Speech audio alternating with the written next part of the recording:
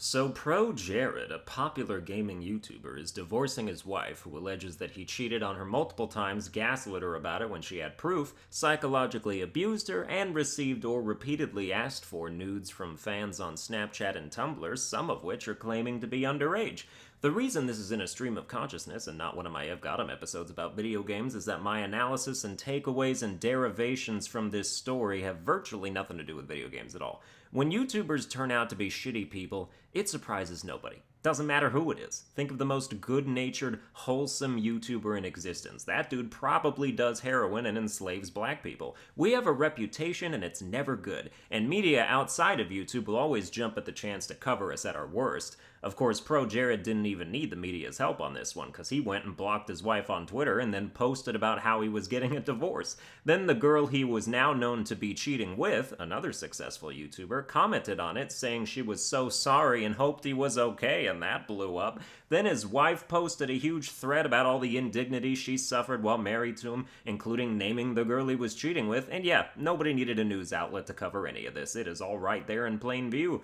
The backlash has been swift. Upon the news, he immediately lost around 30k subscribers as I type this and dropped below 1 million subscribers, which means YouTube is about to storm his house and take back that commemorative gold plaque. But people like this never stay down for long. YouTuber controversies stick like the opposite of duct tape, and under normal non-legal circumstances, you'd just see an apology video, and then 2 weeks later no one would give a shit. That's just how it works. The only thing that might put a kink in that hose is the allegations of underage nudes, where it's said that he repeatedly asked for nudes from people he knew were 15 or 16. That's obviously a legal issue, which brings me to another topic that might sound like a defense of the situation, but it's not, but it'll sound like it, but here we go. Why are age of consent laws and photographical pornography laws so inconsistent with each other? Let's say you live in Washington, where the age of consent is 16. If you receive a nude photo from someone who is 16, otherwise known as the age of consent, you can still be charged with child pornography because sex laws and porn laws are weirdly disconnected from each other. I've been trying to reconcile this and I'm having trouble. If you're sending nudes phone to phone and you both live in a residential Washington area, you are operating within the laws of Washington, even digitally. The internet's rules are influenced by your location. We can prove this because some YouTube videos are blocked in particular countries, some sites are censored, depending on where you access them from. The internet very much factors your physical location into how you are able to interact with it. So why is it not regulated on a state-by-state basis in the US? If anything, the script should be flipped, and sex should be rigid at 18, while porn bounces around depending on the area. Sex is the vastly more dangerous entity. You can get pregnant, you can get diseases. Nobody ever got HIV from a photo leak. That's a dick leak that did that shit. Meanwhile, the dangers of exchanging nudes are that they'll end up on the internet and you'll be exposed. That doesn't strike me as worse than AIDS. So this whole thing is backwards. Plus, when you are in a room with someone naked and having sex, you can see them. You are looking at real-life porn and touching it, which is hella nice. Now, when it comes to successful YouTubers, of which I am a mild part of that categorization, we can receive nudes from literally all over the world, different places with different laws. ProJared apparently set up a Snapchat and Tumblr for people to send him nudes, and he is accused of repeatedly badgering some underage individuals in the 15 to 16-year-old range to send him shit.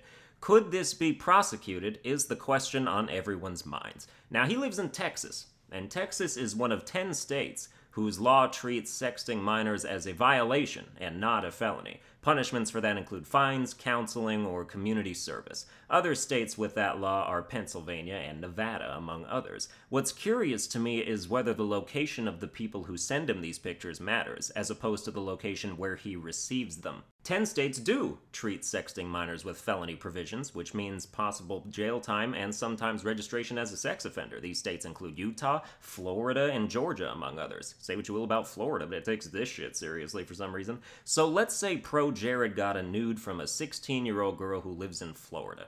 Which state's laws matter? Florida, where it's a felony, or Texas, where it's a violation?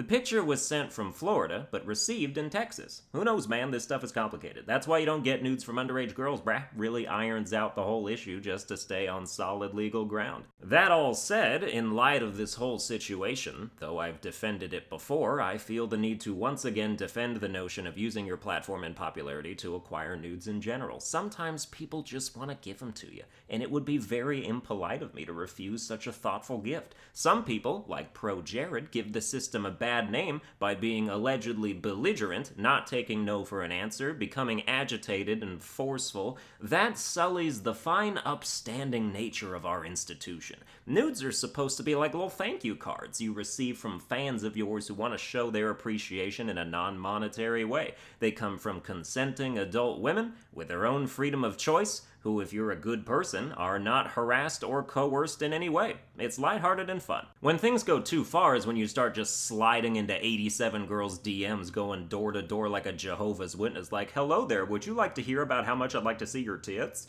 There are a lot of ethics questions behind the practice, so as someone who's been doing YouTube for 5 years, allow me to try and answer some of them. I don't want to keep talking about this, but also I want to talk about this, and then maybe never talk about it again until next time. So here's some advice for content creators who are contemplating the morals of receiving particular kinds of female attention and would like to do so without ruining their careers. This specifically applies to straight dudes getting it from straight girls, because that's all I know. If you're a girl who frequents YouTube and calls themselves a fan of certain male content creators, whoever that may be, feel free to comment below whether I'm representing you fairly. Hold me accountable. I'm not treating you all the same, so throw your hat in the ring for what you think of any of the things I'm about to say. The first thing you should be aware of as a content creator who brings joy to the masses is that not every girl who is a fan of yours wants to be showing you their naked bodies. Sometimes they're just nice people who appreciate your content in a way that does not involve their vaginas. In fact, you should always assume this is the case unless given enough evidence to the contrary. Jumping the gun can lead to some awkward situations. My track record is about 80% success across all interactions, and that's because I am extra careful about discerning who I think would be down for stuff. Remember, nobody owes you nudes. Nobody owes you anything. So what can you take into account to decide who might be up for it? This is what I've found. Donations are a big indicator. Studies have shown that women are more careful with their own money than guys. They may not be careful with your money, but they're careful with theirs. So when a girl donates to your channel, it means a little more. They also respond much more to audio stimulus than visual, which means if you've got a voice they find sexy, it's fucking game over. Whereas a dude would watch a titty streamer like, oh yeah, I love her, she's so hot. Girls are more attracted to verbal intelligence and tone of voice, and I can't imagine who among us is known for that. Now, this doesn't mean if a girl gives you $5 she's paying for the D, but I would say based on my experience that of the girls who donated to me that I ended up interacting with, probably around 75% of them were A-okay to see that Snapchat game. You shouldn't automatically consider them open for business, but if a girl donates to you, keep them on your radar and look for other signs. Something I like to do when I see a girl donate is later go into my comment feed, search their name, and check to see if they've left nice comments before. A lot of times a donation is just a progression from a history of written support that you might not have noticed yet if you get a lot of comments every day. If you see a few, it's a great sign, especially if they date back pretty far, because then they're already comfortable with you. YouTube creation is like this thing where longtime followers of yours really form connections with who you are, and sometimes you have no idea, but it does a lot of the legwork for you in terms of them seeing you as someone trustworthy enough to be intimate with. So donations are a good sign, frequent supportive comments are a good sign, both of those things together are a great sign, but they still don't guarantee anything, and that's something to internalize too. It's never a sure thing. I remember I walked into a DM all confident one time because this girl seemed really into me, and we were chatting for a few hours before I started leaning on the flirtation aspect, and then she mentioned she had a boyfriend, and I was like, what? So be confident, but don't be too confident. Oh, that's something I should have maybe mentioned like 8 minutes ago, but it ain't all about nudes, man. You can form real, genuine connections with people here. YouTube has given me several girlfriends who all live too far away, so it never worked out, but A+ for trying. There's tons of cool-ass chicks floating around my channel and everyone else's, just waiting to be discovered for who they are, in addition to what they got. But it depends on the situation, too. Some girls, you go in for the nudes. Some you go in for the connection, because you can feel one. The connection should be sought after. Drew Gooden just married someone who met him by commenting on one of his vines. Love can be in the air with stuff like this if you give it a chance. Now, this whole business is tricky because mistakes can be made, and they can be awkward and embarrassing, and in some cases dangerous. The best way to avoid these types of things is to be clear, to always ask permission before doing anything, and to verify that the other person is actually on board rather than just nervously placating you. I want both of us to have fun with stuff. There's nothing sexy about a begrudgingly taken nude, and if you thrive off someone else's uneasiness, you might consider just becoming a full-fledged rapist so you can at least be honest with yourself. I'll be upfront with you guys. I've been in a situation where somebody sent something and then regretted it, or wasn't entirely comfortable with it, and I didn't notice until afterwards. Mostly because they didn't say so until afterwards. Still, not a pleasant experience for either of us, which is regrettable. But it's like a bad date. You move on, and then somebody writes an absurdly detailed victim account of your experience on Babe.com and your comedy career is kaput. The moral of the story is, you can engage in some fun, sexy fan interactions as long as you don't be a ProJared about it. Also, don't cheat on your wife a ton or be psychologically abusive. If you can follow those rules, the world is a better place. Oh, one more thing.